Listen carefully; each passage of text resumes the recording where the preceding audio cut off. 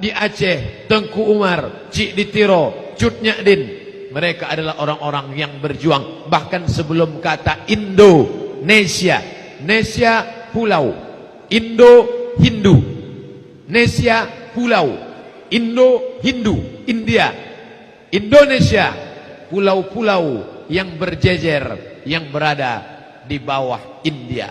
India di atas, kita di bawah. Pulau-pulau kecil-kecil. Maka orang Arab menyebut Al-Juzur Al-Hindiyah. Jazirah artinya pulau. Pulau-pulau yang banyak disebut dengan Al-Juzur Al-Hindiyah. Mereka menerjemahkan Indonesia sebagai Al-Juzur Al-Hindiyah. Pulau-pulau yang berada di bawah samudra, di bawah negeri Hindu India. Bapak Ibu yang dimuliakan Allah Subhanahu wa taala. Tapi kita mesti ingat, negeri ini diisi oleh orang-orang Islam. Sebutlah dari mulai ujung pulau Sumatera, naik kita ke atas Aceh. Aceh itu adalah Samudra Pasai. Samudra Pasai itu kerajaan Islam. Rajanya luar biasa. Rajanya bernama Malikul Saleh. Malik artinya raja, the king. Saleh, kita selalu meminta Rabbi habli minas salih, salihin. Hadza rajulun salihun. Ini orang yang saleh. Saleh, maka orang Aceh memanggilnya Malikul Saleh, raja yang saleh.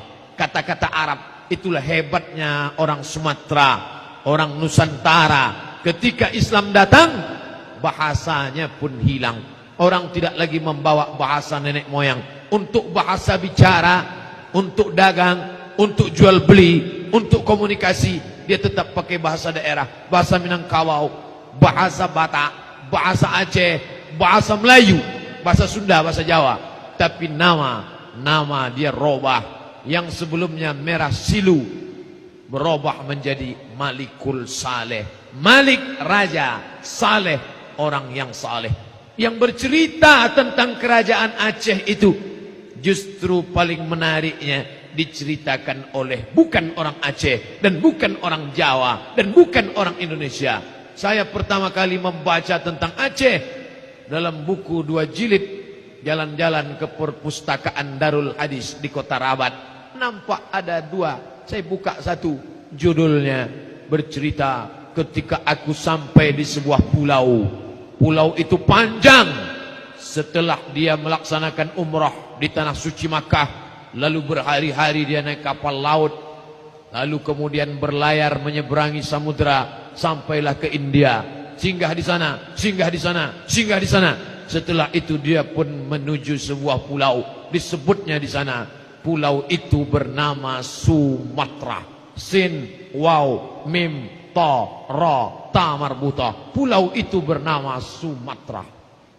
Aku melihat rajanya naik gajah, ulamanya memakai jubah, dijamu makan mewah, berjumpa dengan raja yang soleh, dan ada tokoh agama yang baik. Itu ditulis oleh seorang eksplorer dari Maroko bernama Ibnu Battuta. Ibnu Battuta sudah menuliskan sejarah bagaimana kerajaan Aceh. Dia lihatkan bagaimana gajah-gajah yang besar di Aceh waktu itu membawa sultan, ulama-ulama memakai jubah kebesaran, dan mereka itu adalah orang-orang yang memperjuangkan Islam. Yang bercerita itu bukan anak bangsa kita, orang yang datang dari nun jauh di sana, menyeberang setengah dunia ini dia seberangi. Dari Maroko masuk ke Aljazair, masuk ke Tunisia, masuk ke Libya, masuk ke Mesir, menyeberang Laut Merah sampai dia ke Makkah. Tawaf, sa'i. Selesai itu dia berlayar menuju India. Dari India datang dia ke sebuah pulau. Pulau itu bernama Sumatera. 700 tahun yang lalu dia sudah bercerita nenek moyang kita. Kita baru 71 tahun mencoba dengan cara begini. 700 tahun. Bayangkan 70 dengan 700. Baru 70, baru coba-coba. Tapi kita sudah diakui orang 700 tahun yang lalu menyuarakan la ilaha illallah Muhammadan Rasulullah. Itu diceritakan Ibnu Battuta. Maka ketika saya tunjukkan ke kawan-kawan saya, ini nenek moyang kalian Ibnu Battuta, 700 tahun yang lalu sudah sampai ke negeri kami. Mana dia? Rupanya mereka pun sudah lama tahu buku itu, tapi tak pernah dia buka, dia baca. Sudah diterjemahkan ke bahasa Indonesia. Petualangan Ibnu Battuta. Rahalah, rahalah diambil dari kata rahala, yarhalu. Rahalah, sang explorer, petualang dunia bernama Ibnu Battuta. Kerajaan itu bernama Samudra Pasai. Kekuasaannya sampai ke perbatasan Siak, Sri Indrapura, Pasai, Aceh. 5 kerajaan berada dalam satu kerajaan besar. Kerajaan-kerajaan kecil tunduk di bawah kerajaan Aceh. Setelah Aceh masuk ke kabupaten sekarang, Kabupaten Langkat, dan itu dulu merupakan kerajaan Melayu Langkat. Setelah kerajaan Melayu Langkat masuk ke Medan, Sumatera Utara sekarang. Dulu tidak dikenal Sumatera Utara, Selatan, Timur, Barat, Tenggara. Yang ada hanyalah saat itu kerajaan Melayu Delhi. Dan bukti masjid besar menunjukkan Islam amat sangat kuat. Istana Maimun, Masjid Al-Masun, Sultan Harun Ar-Rasyid, dan mufti terakhir adalah Syekh Hasan Ma'sum, alumni Makkah Al-Mukarramah, murid langsung dari Imam Masjidil Haram bermazhab Syafi'i, Syekh Ahmad Khatib Al-Minkabawi, mulang ke Sumatera menjadi mufti, tokoh ulama, raja mengurus negara, mufti mengurus agama, bekerja sama, siyasatuddin wad daulah, mengatur agama, mengurus negara. Kita pernah punya masa lalu yang luar biasa dengan Islam. Selesai kerajaan Aceh, masuk kerajaan Langkat, masuk kerajaan Delhi, masuk kerajaan Serdang. Selesai kerajaan Serdang, kerajaan yang sangat luas. Di antara 3 kerajaan ini, inilah yang paling luas. Langkat, Serdang, Delhi. Yang paling luas sebelum masuk ke Siak Sri Indrapura adalah kerajaan Asahan.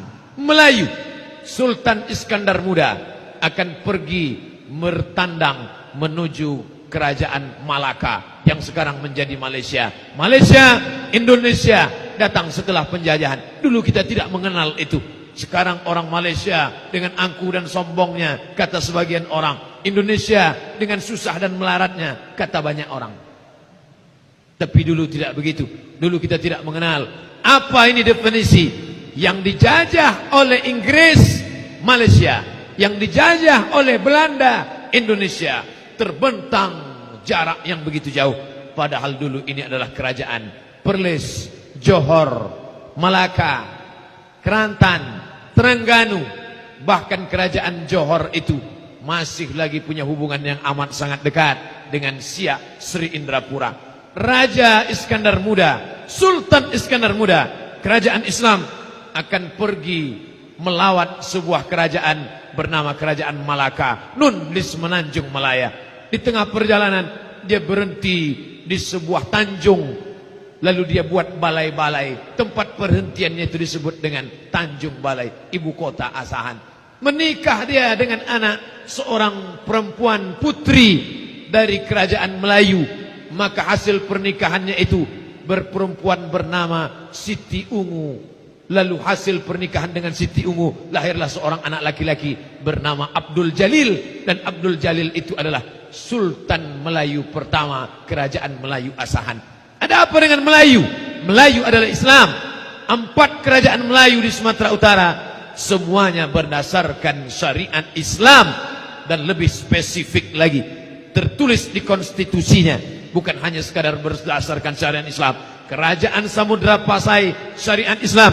Kerajaan Aceh, syariat Islam. Kerajaan Melayu Delhi, syariat Islam. Kerajaan Asahan, syariat Islam. Siak Sri Indrapura, syariat Islam. Kerajaan Pelalawan, syariat Islam.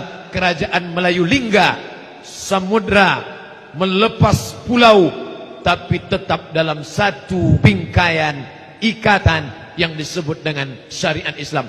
Dan dia tidak umum, tertulis dengan 3 ikatan. Kerajaan-kerajaan ini berdasarkan syariat Islam, khusus bermazhab Syafi'i dalam bidang fikih, berakidah Asy'ari dan Maturidi dalam bidang akidah, dan bertasawuf Junaid Al-Baghdadi dan Abu Hamid Al-Ghazali dalam bidang tasawuf. Tasawuf adalah akhlak, akidah adalah teologi, keyakinan, dan fikih adalah hukum. Hukumnya pakai mazhab Syafi'i, akidahnya pakai mazhab Asy'ari, tasawuf akhlaknya pakai tasawuf Abu Hamid Al-Ghazali, meninggal 505 Hijrah. Apa yang sebenarnya Ustadz ingin sampaikan pesan? Ustadz ingin kembali ke nostalgia masa lalu kerajaan Melayu? Bukan. Saya ingin mengingatkan bagi orang yang lupa, kita bukan bangsa kera dari hutan belantara. Kita bukan orang hutan. 71 tahun yang lalu kita pernah kerajaan. Kita punya nenek moyang yang bangga dengan Al-Quran. Kita punya keturunan orang-orang tua, nenek mama, tokoh masyarakat yang paham agama, mengerti tata mengatur negara. Tapi ketika sekarang dikatakan jangan urus-urus, jangan bawa-bawa Islam, ini adalah melecehkan kita. Kita bukan berasal dari hutan, kita bukan orang hutan. Walaupun hutan kita banyak dulu, sekarang sudah tak ada lagi, habis, sudah ditanam sawit dan tumbang semuanya. Bapak Ibu yang dimuliakan Allah Subhanahu wa taala, apa maknanya? Mari kenali bangsa, kenali diri. Karena ketika kita tidak mengenal, orang akan menyia-nyiakan kita. Maka dengan bangga, gentleman Sultan Syarif Kasim itu menyerahkan kedaulatan ini dengan syarat kita tetap terjaga keutuhan. Biarlah kami mundur selangkah, kami tidak terapkan nama negeri kerajaan Islam yang dulu berdasarkan Quran Sunnah. Kita cari titik persamaan Pancasila, satu, dengan melaksanakan kewajiban melaksanakan syariat Islam bagi pemeluknya. Dua, kemanusiaan yang adil dan beradab. Tiga, persatuan Indonesia. Luar biasa jiwa raja-raja Melayu itu ketika mereka mau mengorbankan kekuasaan mereka, mengorbankan darah mereka, mengorbankan kebangsawanan mereka. Hari ini cucu cicit mereka melelehkan air mata. Nenek moyang kami berkorban, menyerahkan kekuasaannya. Emas berbungkal-bungkal, berbungkal-bungkal emas orang Aceh untuk membeli pesawat Saulawah. Mereka berikan itu untuk apa? Supaya negeri ini merdeka dari orang kafir, laknatullah alaihim ajma'in. Maka jangan sampai setelah 300 tahun diinjak-injak orang kafir, hanya 71 tahun saja lepas dari kafir, setelah itu berada di bawah kaki kafir lagi. Hanya beda kafir Belanda yang pirang, yang mata biru, yang badan besar, dengan kafir yang lebih kecil daripada badan kita.